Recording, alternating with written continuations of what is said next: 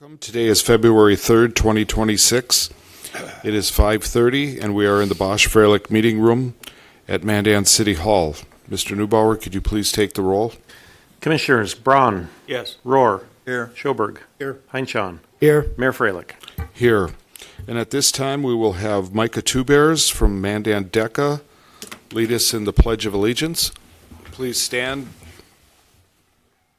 I pledge allegiance to the flag of the United States of America and to the republic for which it stands, one nation, under God, indivisible, with liberty and justice for all. Thank you, Micah. At this time, we'll move on to announcements, and we're going to start off and get everybody excited about Mandan. We have a Visit Mandan 2026 video. Here, it's more than a place to go. It's a place to belong. It's families side by side, kids wide-eyed, and grandparents smiling because they remember this feeling. It's Main Street alive with sound, music in the air, engines rumbling, and neighbors cheering like family. It's tradition in the dirt, pride in the stands, and moments passed down year after year. It's autumn nights where legends come alive, and winter lights that bring everyone together. It's warm hands by the fire, cold air, full hearts, and memories made in the middle of it all. And when the sky explodes with light, it's not just fireworks. It's community. It's home. It's legendary. It's Mandan. Visit Mandan, where the West begins. Oh, who's got goosebumps? I got goosebumps. That was the Mandan Progress Organization produced that. So thank you, Matt. At this time, we will have Brianna Santiago de Villa. She will present the proclamation for Career and Technical Education Month. Thank you so much, Mayor and Commissioners. Today I bring you this proclamation for your approval to declare February 2026 Career and Technical Education Month.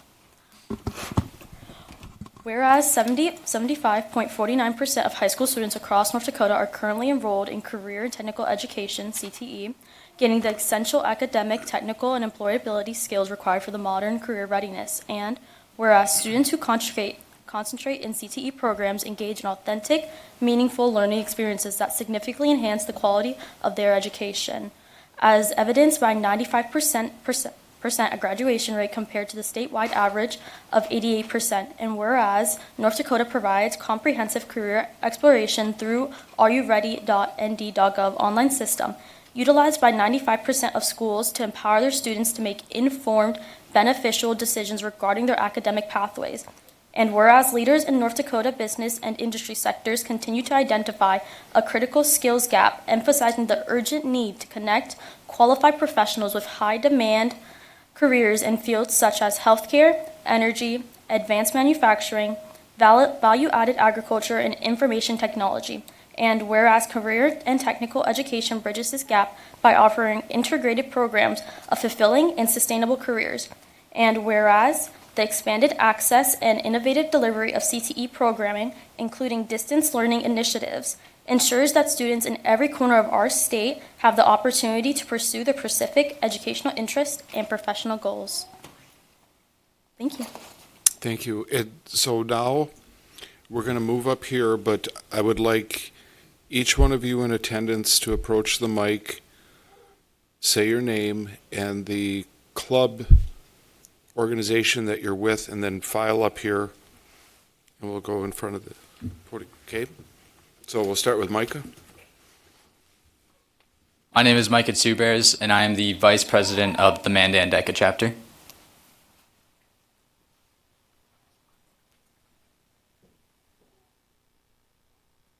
I'm Olivia Freilich, and I'm with HOSA at Mandan.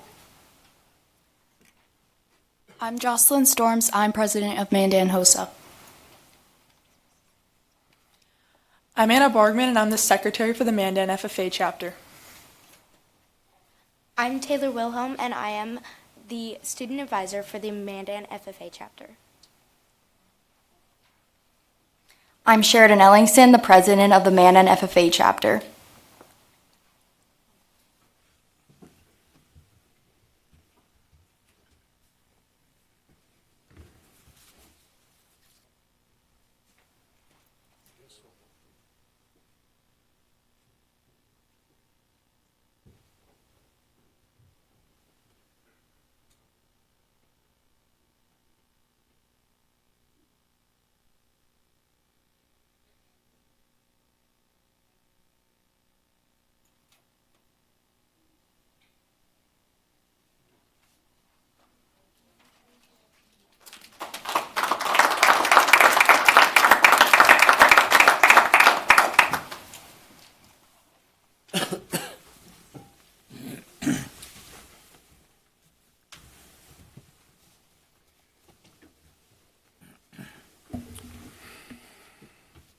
Okay, we will move on to item number 3 under announcement, zoning code rewrite update. Mr. Neubauer?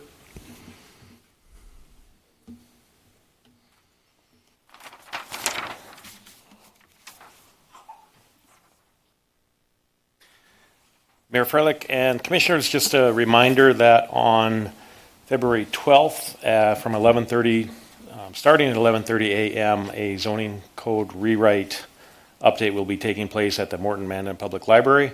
And to go over changes and discuss questions the Planning and Zoning Committee may have on the subject. So again, just a announcement that if you're interested, the public is invited to attend this. Again, many of our Planning and Zoning members will be in attendance. So February 12th, 11:30 a.m., Morton Mandan Public Library. Okay, thank you, Mr. Neubauer. At this time, we will have Jarek give us an update on our projects in town. Mayor and Commissioners, good evening. There are 3 projects that we wanted to touch on during, or up front in the beginning of this commission meeting, and those are the lead service line project that we have going on, Mandan Proper Phase 1, and then Memorial Highway. The lead service lines, the status of the project, we recently sent just over 3,600 letters to households that have service lines that are unknown on the private side.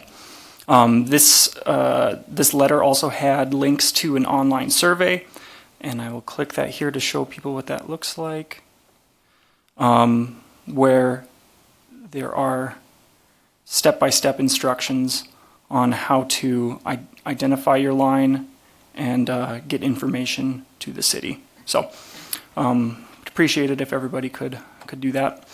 We also have a town hall being held here on Thursday, February 5th at 5:30 p.m. That'll be in the commission room.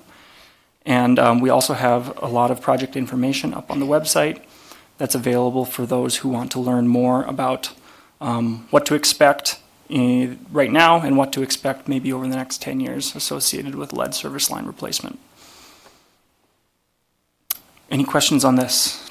Mayor, Jack, when it comes to copper piping and lead soldering, is lead soldering any kind of a problem? Mayor Commissioner Rohr, I believe that is designated slightly differently. I know that they want that identified. I don't know if that is on as strict of a replacement schedule. Okay, thank you. Yep. Moving on to Mandan Proper Phase 1, we did have a combined Phases 1 through 4 open house a few weeks back at First Lutheran Church. We are going to have a follow-up meeting that is specifically for Phase 1. During this meeting, we'll have a lot more. We'll have a presentation followed out by breakout sessions to have one-on-one conversations with folks in this area, similar to other project input meetings that we've had.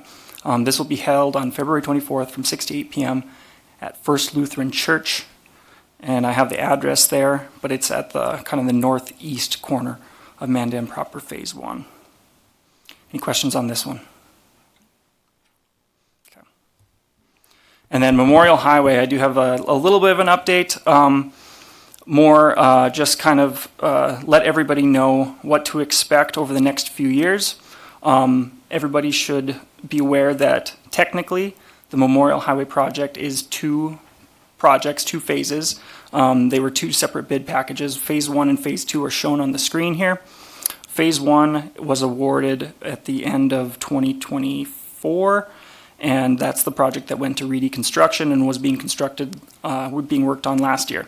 Phase 2 was bid recently, and that was awarded to Northern Improvement, and it is a separately managed project. So just talk about that. Phase 1 will be constructed last year in year 2025, and it will have construction again in 2026. Phase 2 will have construction in 2026 as well as 2027. And I do have a little bit of a breakdown here to try and make it easier for people to understand.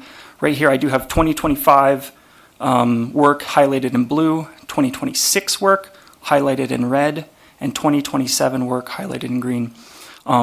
Notably, there isn't a whole lot of mainline paving work, what people would traditionally consider to be the project in 2026 on the west half in Phase 2. Most of the work will be around Main Street intersection, and then there will be a lot of stormwater improvements off corridor and adjacent to 3rd. So, and then just to reiterate timing on some of this, the Phase 1 2026 work should be wrapped up before July 9th. And we do have an aggressive project schedule that's been submitted and vetted, and it looks good. And we've been assured that there will be construction crews and resources similar to the end of last construction season. So they'll be hitting it hard. Any questions on Memorial Highway? Jarek, I've been getting some comments from folks that are wondering what the heavy equipment is working on, tree removal and such, just north of 3rd Street by the trolley bridge. And we've basically been telling them that that's construction or tree removal preparing for the stormwater path from the west, or second phase. Is that correct? Mayor, Commissioner Schoberg, that is correct. Especially in these areas highlighted in red, there has been tree removal done ahead of time in order to, so that migratory bird patterns are unaffected by the tree removal. So they want to do it ahead of a specific date and in preparation of the project. Thank you. Mayor Jarek, on the east part of Memorial Highway, I know they went out, the Department of Transportation, there were some really serious bad pothole situations out there, and there still are some. And it looks like we're going to be going another winter season perhaps before that is actually torn up. Mayor, Commissioner Rohr, yes, that is correct. The west half, where the potholes have been the worst in the green area shown on this map, that stretch of road will go untouched for another winter season and another cycle. So DOT They will take care of the potholes because they were bad. Mayor, Commissioner Rohr, yes, they would be filling those similar to how they have been filling them lately, and then the project would be turned over to city after the conclusion of the work. As long as you monitor it and make them aware of the need, so they do get that done, because it's actually detrimental to people that want to drive Memorial Highway, and you don't have to drive down and avoid things, because it had an effect on business too if that is not maintained, at least to the point to where it's decent to travel down without knocking out your alignment of your car. We'll work to keep that at top of mind. Okay, thank you. Okay, thank you, Jarek. At this time, are there any public comments? Anybody online, Mr. Neubauer? Nope. Okay, we'll move on to the approval of the agenda. I would look for a motion to approve. So moved. Second. We have a motion by Commissioner Brown, second by Commissioner Heinchan. Any further discussion? Hearing none. Roll call, please. Commissioners Rohr, Yes. Schoberg, Yes. Heinchan, Yes. Braun, Yes. Mayor Freilich.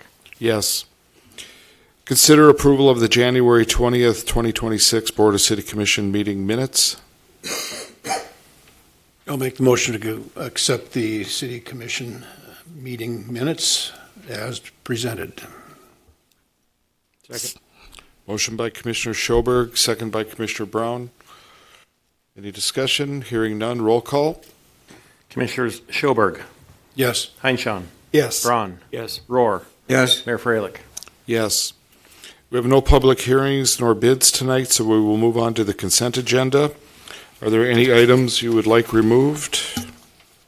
If not, I would take a motion to approve as presented. I move to approve items 1 through 8 as listed in the agenda. Second. We have a motion by Commissioner Rohr, a second by Commissioner Schoberg. No further discussion. Roll call, please. Commissioners Heinchan, Yes. Braun, Yes. Rohr, Yes. Schoberg, Yes. Mayor Freilich. Yes, there is no old business. We'll move on to new business. Mayor, Yes, sir. if I could interrupt you for a second under the public comment period. Just want to make sure we did have one comment submitted later this afternoon from a Donovan Kruger regarding improvement area 2B. So we just want to make sure we acknowledge that public comment was received. Okay, thank you. With that, we'll move on to new business. Consider resolution necessary to create Street Improvement District 242. Jarek? Mayor and Commissioners, Street Improvement District 242 is the what we have been calling the Area 2B project. I will, if I can get down to it, pull up a map for everybody's information. Okay, I do have it pulled up on the screen. Area 2B is a construction project that is primarily intended to replace cast iron water mains in the area generally east and south of Roosevelt Elementary. This area is also in need of a lot of improvements related to sanitary sewer lines, stormwater conveyance, and road surface improvements. And then along with that, ADA ramp improvements at the corners and where necessary. For your consideration tonight, we have resolutions that are associated with the district creation. One of those resolutions being the resolution of necessity, which would start the protest period. Our resolution of necessity, if approved, would be posted on February 6th, and that would initiate the 30-day protest period, and then we would be returning in early March to evaluate the sufficiency or insufficiency of protest. For this project, we did already have a public input meeting held at Roosevelt Elementary on January 21st. This is, along with Mandan proper, this is the first kind of season that we've had communications with residents in the area related to the project prior to district creation. This would normally be step 1, and now this has been step 2 or 3, which is nice. And then we do have a follow-up public input meeting on February 18th at Roosevelt Elementary at 6 p.m. And then, depending on the commission's decision tonight, we would send mailers out to everybody in the district with estimated special assessments as well as information on how to get involved with the project. It's our recommendation to approve the resolutions as presented, but I can try and answer any questions if you have any. Any questions for Jarek? Jarek, you touched on the fact that we'll be going into our second public input meeting.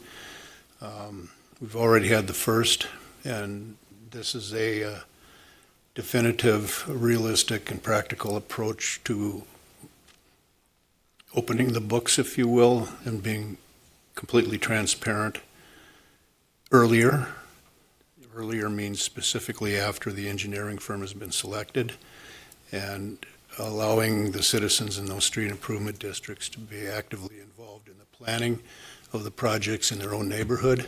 Would that be fair to summarize things that we're doing to increase that transparency? Mayor Commissioner Schoberg, absolutely, I would say that's accurate. Thank you. Jarek, how many breaks have we had in that neighborhood? Mayor, I believe our count was 35, and I don't know exactly how far back that goes. I know that there were 35 and accelerating. There were 4 or 5 just a few weeks back. Yeah. Okay. So this is, it's just going to get worse, right? I mean, we had last year, what, 8, 9?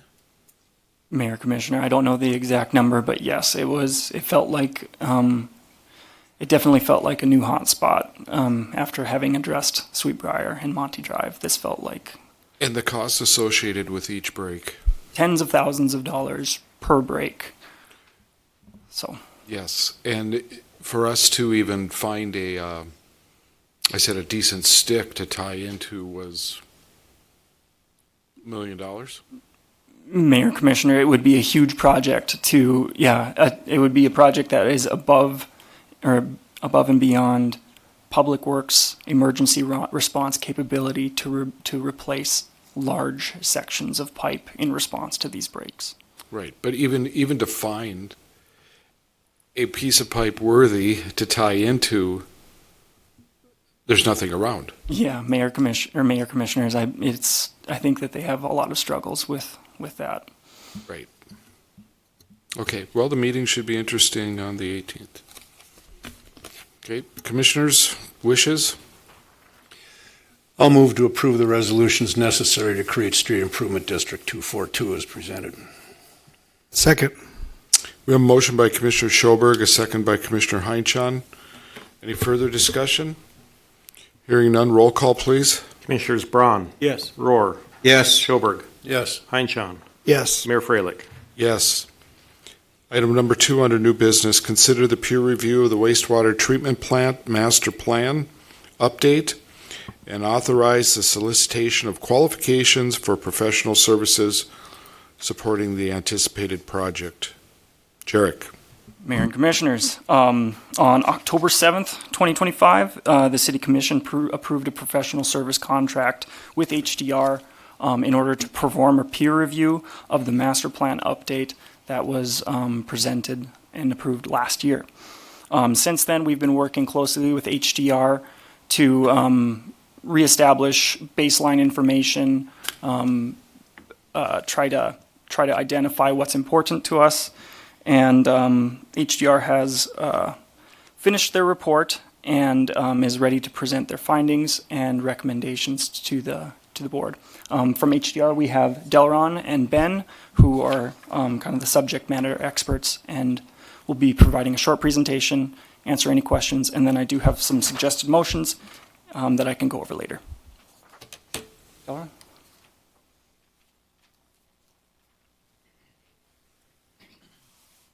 Thank you, Mayor, Commissioners. We thank you very much for your involvement in this process and recommending this process.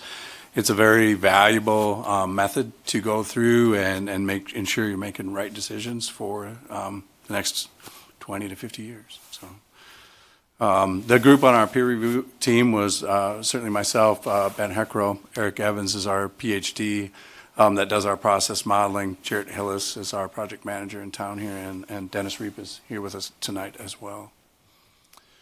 The peer review scope involved evaluating and reviewing the treatment alternatives.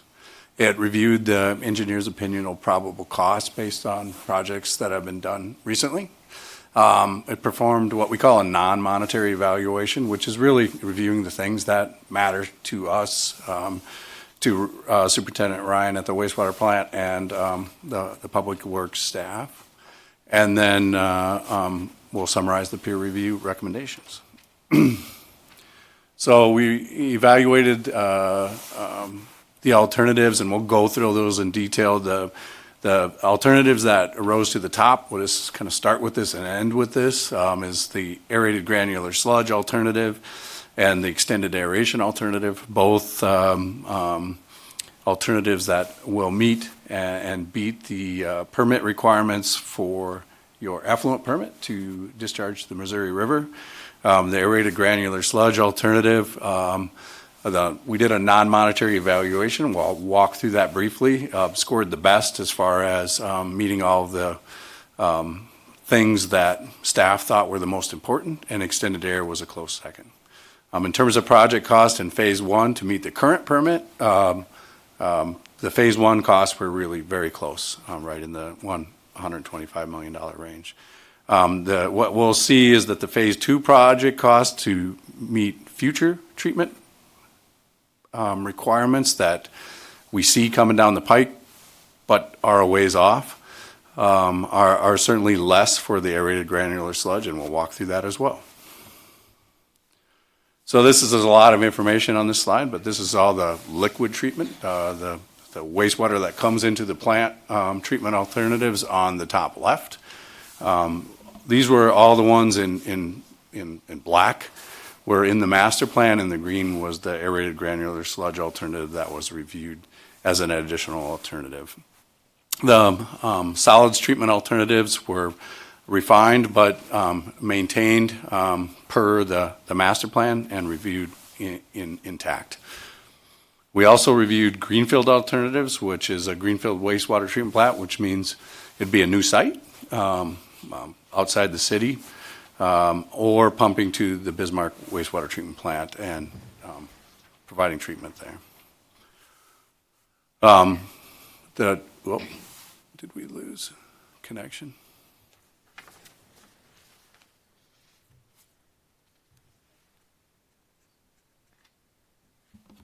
See if I touch something here. Is it back up?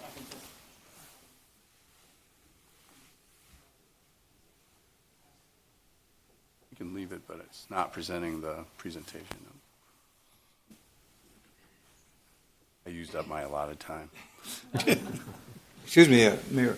I have a quick question. Sorry to interrupt. Yeah. When you talk about these treatment alternatives, does it have to be one type of treatment, or can there be a combination of more than one treatment? Usually these are defined as one separate treatment alternatives, so they're similar in nature, to be honest, but they have different nuances to them. So okay. Yeah.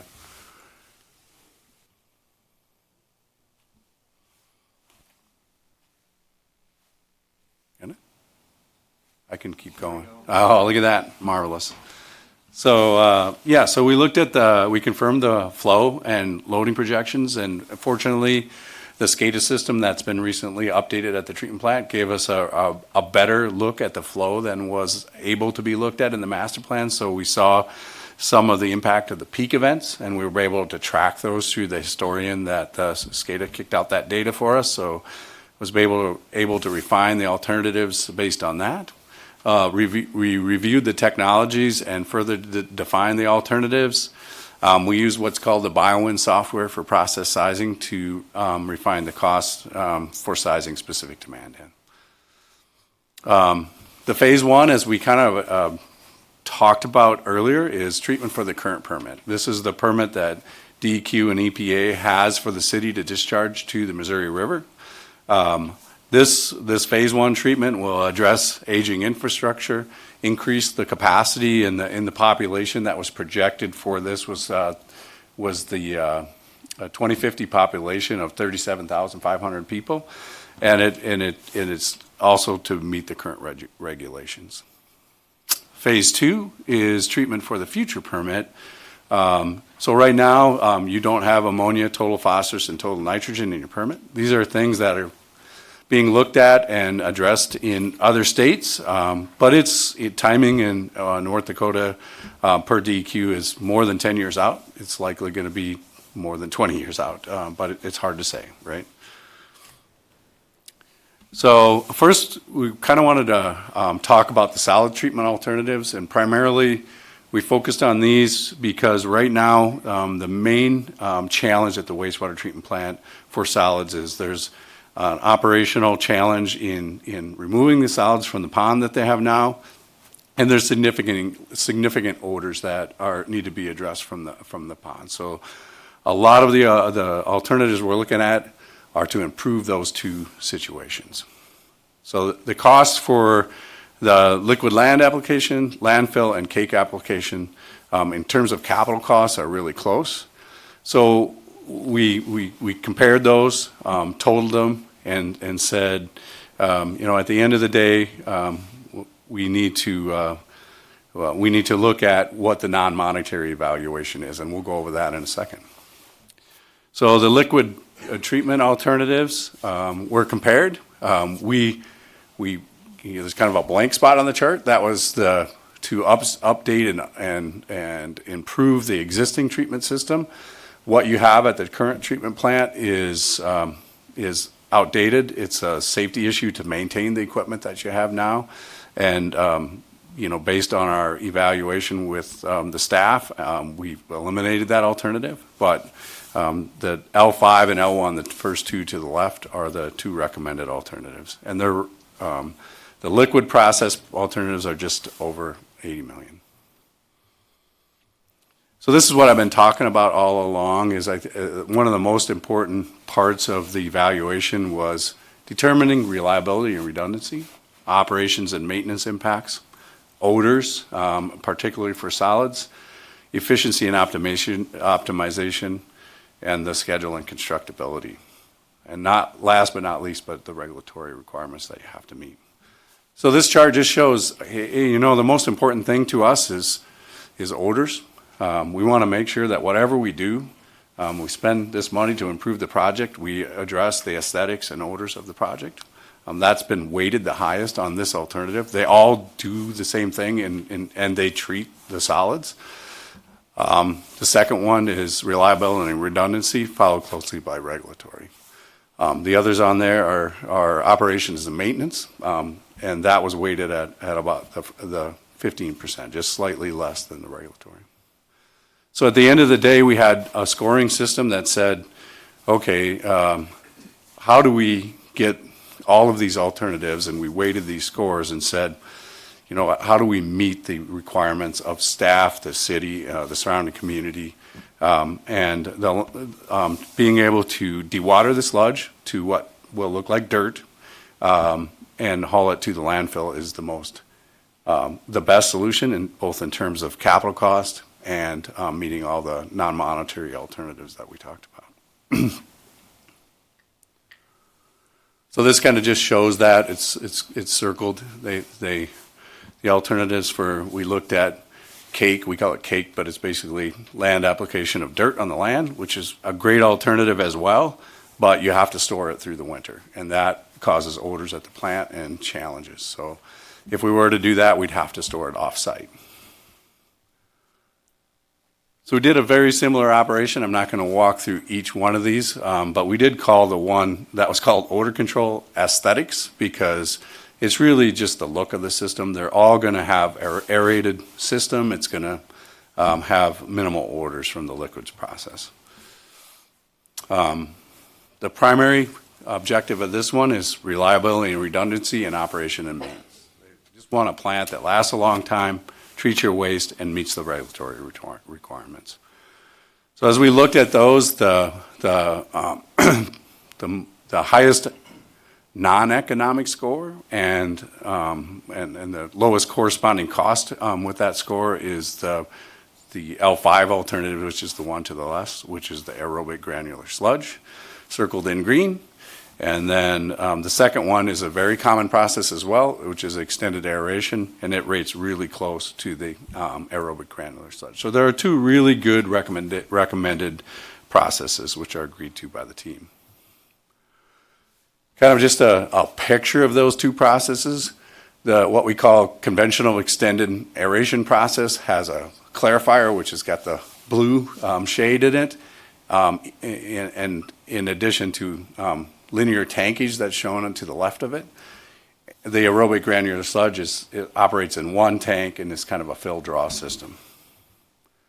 So just thought I'd show you a picture. When we grow granules in the sludge, it creates a granule that gives us a lot of purposes. It solves a lot of problems. It says it nitrifies, it denitrifies, and it takes up phosphorus. So those are kind of it handles a lot of the future problems that you may see in your effluent permit. So in summary, the peer review recommended alternatives are certainly extended air has been a long time solution. That was the one shown on the left up there. But for solving your future permit issues, the aerobic granular sludge is something I believe that needs to be looked at really hard for this process. On the solid treatment alternative, it was agreed by all the master planning team that the landfill alternative is going to solve the most non-monetary problems that are currently happening on the site. So that's the summary. In summary, for costs, the scoring of those two we talked about. The aerated granular sludge is really close to the extended air in scoring. The phase 1 project costs are really close, but for phase 2, you pay a premium to upgrade the extended aeration process. So with that, field any questions, comments, concerns? Any questions? We all understood that, right? Mayor, currently though, what we do with the sludge, they put it in trucks and take it out and dump it in fields, right? That's right. So right now, you'd eliminate that and just go directly to the landfill? That's right. So what we do at a lot of our plants, and currently Bismarck is dewatering it into a cake, which looks like a big dirt pile. But the goal here would be to dewater it into the sludge into a dirt, basically, and haul it to the landfill. Yep. So that you don't have to stir up the pond. Thank you. Yep. It's a little more sophisticated than dumping it in a field, isn't it? Aren't we injecting it? Oh, yeah, certainly it's We're just not dumping it's it injected and land applied in accordance with EPA regulations. Thank you. Any other questions? So the aerated granular sludge, that would be, as I understand it, which is hard for me to understand all your guys' lingo, that would be contained in a structure? Absolutely. It'd be a rectangular or square concrete structures with treatment in 3 to 4 basins. And these are being built elsewhere, like Rapid City and? Yeah, actually, we have one going in at Yankton. We have it in. We have about 5 projects under construction: Cedar Rapids, Omaha, Yankton, and the longest one in operations in Kansas. Okay, thank you. Any other questions? Thank you. Mayor and Commissioners, so I guess associated with this item, what we are asking for tonight and we're recommending tonight is a motion to approve HDR's peer review report and findings, and then to authorize the solicitation of professional services for the wastewater treatment plant project. Jarek, the whole concept of a peer review is to get a second set of eyeballs and brain power on projects that's going to be direly needed in the near future. Mayor, Commissioner Schoberg, absolutely. We wanted to reaffirm the need of the project, and we wanted to reaffirm the magnitude of the project, so that we could do our long-term financial planning with as much information as we possibly could. And we needed to essentially eliminate some of the options that have been kind of bantered about, such as pumping it under the river to Bismarck and relocating the plant southern toward the confluence of the Hart, and maybe moving it uphill to the west or to the north. And those options have all been eliminated. Mayor, Commissioner Schoberg, yes, they would not be recommended. They would either be too much capital cost or infeasible to implement in the way that would satisfy what we're trying to accomplish. Yeah, and I would also just say that just the peer review process itself, having conversations with different people, was helpful for us to reestablish positions that we had and define what we feel is important as city staff about what this project should be. And our wastewater plant was intimately involved with both of those explorations. Mayor, Commissioner Schoberg, yes. Thank you. Any other questions? If not, I would entertain a motion. I move to approve HDR's peer review report and authorize the solicitation of professional services for the wastewater treatment plant update project. Second. Give it to Ryan. Okay. Motion by Commissioner Brown, second by Commissioner Heinchan. Any further discussion? Hearing none. Roll call. Commissioners Rohr, Yes. Schoberg, Yes. Heinchan, Yes. Braun, Yes. Mayor Freilich. Yes. With that, we'll move on to item number 3, consider an offer on a city-owned lot parcel number 65-6102-835. Mr. Neubauer. Mayor Freilich and Commissioners, this comes before you for a second time. The first time were probably not quite a year ago, but in that neighborhood. The Mitlighters are interested in purchasing the lot, as you described above, which is also generally as 4205 Shoal Loop, a piece of city-owned property that has been there for a while. The issue that we had last time we were before you is that the neighbors were not real pleased with the development that was proposed at that time. They are asking, and we've met several times with the Mitlighters and also the property owners to the east to try and come up with a workable solution. Our last meeting, I believe, was last week. We have come to an agreement that, in essence, the Mitlighters' next steps would be, if the commission approves, would purchase this entire piece of property from the city, contingent on a few items. The main one being that the property line on the east side of the city-owned lot would be moved 15 feet to the west. This would allow those adjacent property owners to construct a shed or give them a little more room in their backyards to do. There is one shed already there, but there are some other property owners that are looking to build sheds or have that as a kind of an extension of their backyard. Mitlighters have agreed to this, so again, it's easier for us to sell the entire lot to the Mitlighters. Mitlighters, again, there would be an agreement with the homeowners that property line would come back 15 feet to the west. The adjacent property owners would in turn be responsible for replatting, and they've agreed to do that so that now their lots would include that 15 feet, so we don't end up with kind of little bits and pieces of property back there. The other things that are next steps would be that replat. Again, that cost would be borne by those adjacent property owners as part of, you'll get 15 additional feet, but you have to pay for replatting.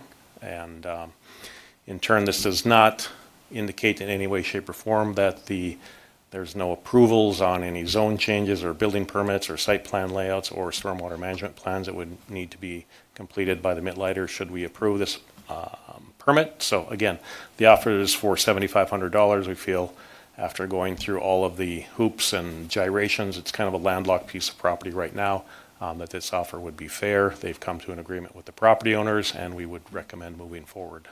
So that is a nutshell of many, many months of discussions with Realtor and also with Mitlighters and the property owners. So a big thank you to all of them for their patience.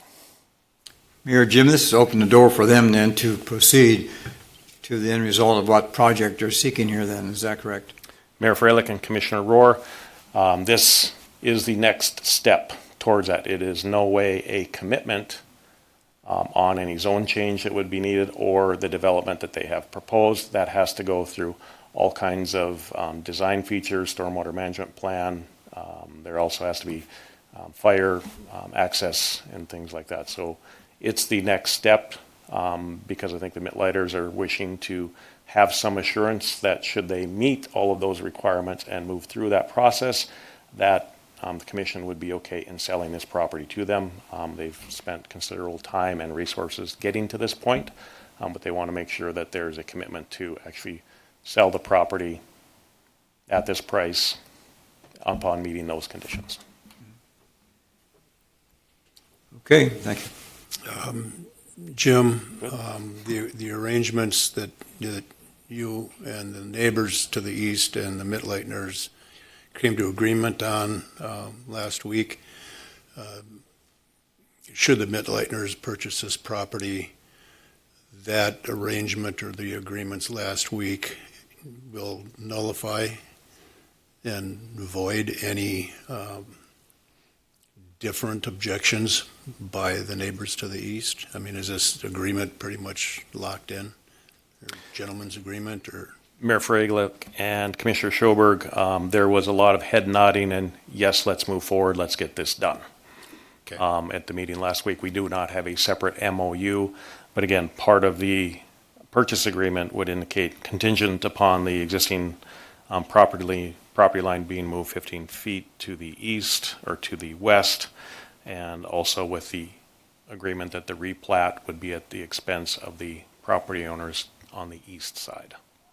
So I am very confident that they will follow through and do that. I think the Mitlighters are confident that that will occur, and we're sure that it's going to happen.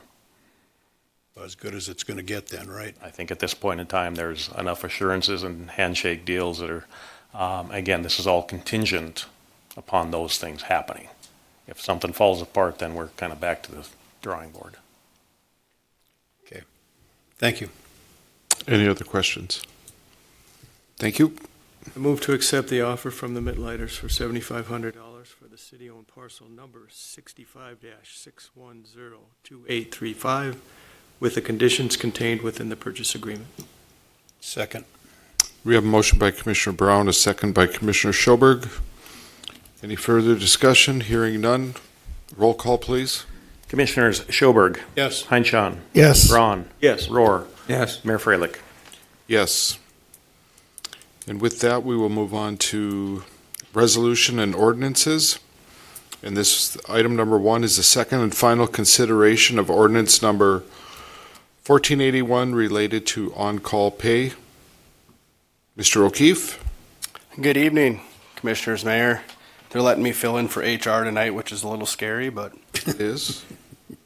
just here for the second and final consideration, ordinance number 1481 relating to the on-call pay. The intent is to formalize and clarify on-call compensation moving forward. We've had no comments, nothing we've received, so at this point, staff is requesting the Commission's approval of the resolution, and I'm happy to answer any questions. Any questions for Shane? Thank you, Shane. Entertain a motion. I'll move to approve ordinance number 1481 along with the associated budget amendment as presented. Second. Motion by Commissioner Heinchan, second by Commissioner Rohr. Any further discussion? Hearing none. Roll call. Commissioners Heinchan. Yes. Braun. Yes. Rohr. Yes. Schoberg. Yes. Mayor Freilich. Yes. Item number 2, second and final consideration of ordinance number 1483, the stormwater rewrite. Jarek? Mayor and Commissioners, this is a large effort related to updating stormwater design manual as well as stormwater ordinances that are 18 and 13 years old. Since the last presentation, there haven't been any comments and we haven't made any updates to the ordinance. So we are recommending approval as presented. Jarek, if I understand this correctly, after tonight's reading, it's going to be put into ordinance. Is that correct? Mayor, Commissioner Schoberg, that's my understanding. Thank you. Any further questions? If not, Move to approve the second consideration of ordinance 1483 as presented. Second. motion by Commissioner Brown, second by Commissioner Schoberg. Any further discussion? Hearing none. Roll call. Commissioners Braun. Yes. Rohr. Yes. Schoberg. Yes. Heinchan. Yes. Mayor Freilich. Yes. There is no other business before the commission tonight. Future meeting dates for the Board of City Commission are as follows. Tuesday, February 17th, 2026 at 5 o'clock. Tuesday, March 3rd, 2026 at 5:30. Tuesday, March 17th, St. Patrick's Day, and the start of work on the Strip, hopefully, weather permitting. I'm being optimistic. And that meeting is at 5:30. And with that, kind to your neighbor, be kind to yourself, and it's onward and upward, Mandan. Meeting is adjourned.